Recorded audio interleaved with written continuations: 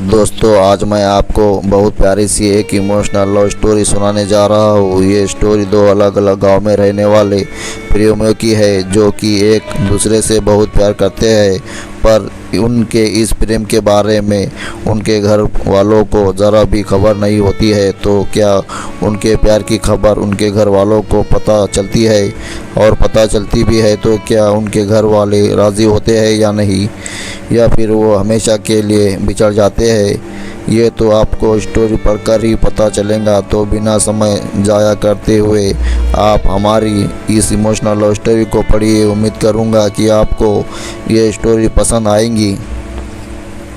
ये प्रेम कहानी एक छोटे से गांव में रहने वाले एक लड़के की है, जो कि अपने नज़दीक के गांव में रहने वाली एक लड़की से मोहब्बत करता था। वो दोनों एक दूसरे को बहुत पसंद करते थे, पर उन्हें पता था कि उनके इस रिश्ते को उनके घर वाले कभी भी नहीं स्वीकारेंगे। लड़के का नाम अभिषेक था और लड़की का नाम माधुरी। अभिषेक एक छोटे से किसान का बेटा था और माधुरी एक बड़े ज़मींदार की बेटी थी। दोनों की हैसियत में काफ़ी समानताएं थी, पर वो कहते हैं ना कि प्यार कभी हैसियत देखे नहीं किया जाता। अभिषेक हर रोज़ शाम 6 बजे माधुरी से मिलने चोरी चुपके उसके गांव जाया करता था। वहां वो तालाब के किनारे बैठकर अपनी शादी के सपने को सच करने की बातें करते थे। चोरी छुपे मिलना उनकी मजबूरी हुआ करती थी, क्योंकि गांव में अक्सर ऐसे रिश्तों पर हमेशा सवाल खड़े उठते हैं और गांव के लोगों की हमेशा से यही सोचते हैं कि उनके बच्चों का विवाह उनकी जात बिरादरी के अंदर ही हो, ना कि उससे बाहर। और अभिषेक और माधुरी की बिरादरी भी अलग अलग थी, इसीलिए उन्हें इस बात का डर भी सताता रहता था। यही रोज़ रोज़ अभिषेक का घर से एक ही समय पर निकलना और पास के गांव में जाना उसके पिताजी को थोड़ा अजीब सा लग रहा था कि ये रोज़ इसी समय पर रोज़ क्या करने जाता है। तो एक दिन अपने शक को दूर करने के लिए उसके पिताजी ने उसका पीछा करने की सोची, और उसके पिता ने उसके अगले दिन ही अभिषेक का पीछा किया। जब अभिषेक दूसरे गांव पहुंचा तो उसके पिताजी ने देखा कि वो तो तुगल गांव के ज़मींदार की बेटी माधुरी से मिल रहा है और उसके साथ गले लग रहा था। ये सब देख उसके पिताजी को काफ़ी शर्मिंदगी महसूस हुई और वो वहाँ से चले गए। जैसे ही थोड़े समय बाद जब अभिषेक घर पहुंचा तो उसके पिताजी ने उससे पूछा कि आज तुम तुगल गांव में क्या कर रहे थे? तो अभिषेक ने बोला, कुछ नहीं पिताजी, मैं बस अपने दोस्त से मिलने गया था। उसके मुंह से झूठ सुनते ही उसके पिता गुस्से में आकर उसको एक तमाचा लगाया और कहा कि दोस्त से मिलने गए थे या याशी करने गए थे? मैंने तुम्हें आज तुगल गांव के ज़मींदार की बेटी के साथ देखा था। क्या कर रहे थे तुम उसके साथ? तुम्हें ज़रा भी शर्म नहीं आई कि अपने माँ बाप का नाम तुम इस कदर डुबा रहे हो? वो तो शुक्र मनाओ कि मैंने आज तुम्हें देख लिया। अगर गांव का कोई और व्यक्ति देख लेता तो बदनामी तो होती अलग, और उस लड़की के भाई तुम्हारे हाथ पैर तोड़ते वो अलग। अभिषेक अपनी की गई गलती पर शर्मिंदा होता है और अपने पिता से कहता है कि मुझे माफ़ कर दीजिए, मेरे से बहुत बड़ी गलती हो गई। मुझे आपको ये बात पहले ही बता देनी चाहिए थी कि मैं माधुरी से बहुत प्यार करता हूँ और मैं उसके बिना एक पल भी नहीं जी सकता। ये सुनते ही उसके पिता उससे कहते हैं कि बेटा देखो, ये बात तुम्हें भी पता है कि वो हमसे हैसियत में कितने बड़े हैं और वो तुम्हारे इस रिश्ते को कभी नहीं स्वीकारेंगे। इसीलिए बेहतर यही होगा कि तुम उसे भूल जाओ। अपने पिता की बात सुनकर अभिषेक काफ़ी मायूस हो जाता है और पूरी तरह से टूट जाता है। काफ़ी दिन बीत जाते हैं। अभिषेक और माधुरी एक दूसरे से नहीं मिल पाते हैं। माधुरी काफ़ी परेशान होती है कि कुछ दिनों से अभिषेक उससे मिलने क्यों नहीं आ रहा है। कुछ दिन और बीत जाने के बाद माधुरी को और टेंशन होने लगती है। इसीलिए बात की जड़ तक पहुंचने के लिए वो अभिषेक के गांव की तरफ अभिषेक से मिलने के लिए निकल लेती है।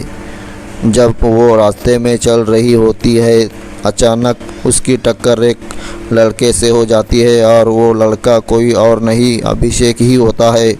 वो उसको देखते ही उसके गले लग जाती है और रो रो कर उसका बुरा हाल हो जाता है और वो उससे कहती है कि तुम मुझसे इतने दिनों से मिलने क्यों नहीं आ रहे थे।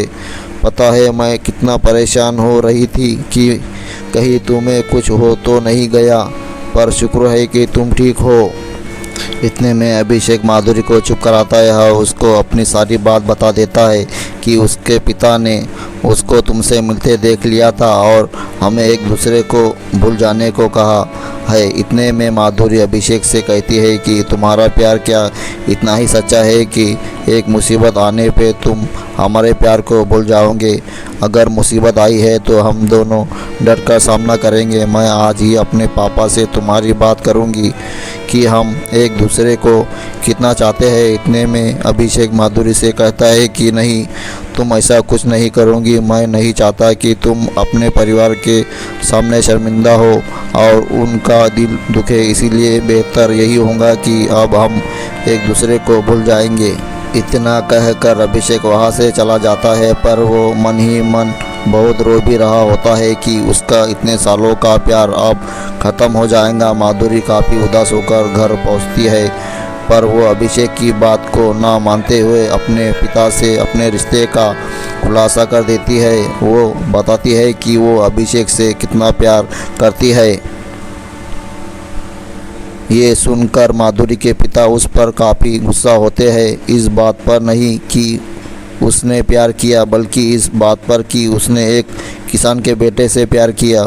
उसके पिता कहते हैं कि चाहे तुम जीते जी मर जाओ, पर मैं तुम्हारी शादी उससे कभी नहीं करवाऊंगा।